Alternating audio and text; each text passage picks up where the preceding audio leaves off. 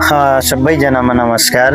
मेरो हातमा आज असफल स्कुल जोन हल्ट जो अमेरिकन मनोविद हुनुहुन्छ उहाँले लेखेको यो असफल स्कुललाई नेपाली अनुवाद शरद चन्द्र बस्तीले गर्नुभएको थियो। यो विशेष गरी यो असफलको अ काटेर सफल स्कुल कस्ता हुन्छन्, शिक्षण तौर तरिका के हुन्छ, विद्यार्थीको मनोविज्ञान कस्तो खालको हुन्छ वा वास्तविक सिकाइ कस्तो हुन्छ, शिक्षक एकदमै बढी बोल्छन् र पढाइको सजाएर हिज्जेको भूत, लिगलिगे दौड, काम नलाग्ने नियमहरू जस्ता यो ब्ल्याकबोर्डको गडबड, जेलमा केटाकेटी, भविष्यका लागि शिक्षा जस्ता विभिन्न विषयवस्तु समेटेर यो तयार पारिएको किताब आजको यो बसाइमा मैले पढेर सकाएको छु।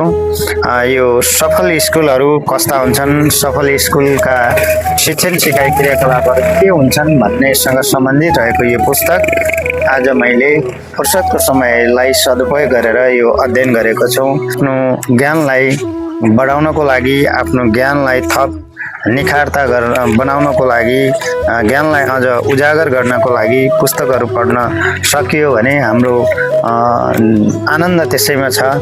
सबै पुस्तक प्रेमी पाठकहरूमा नमस्कार, धन्यवाद।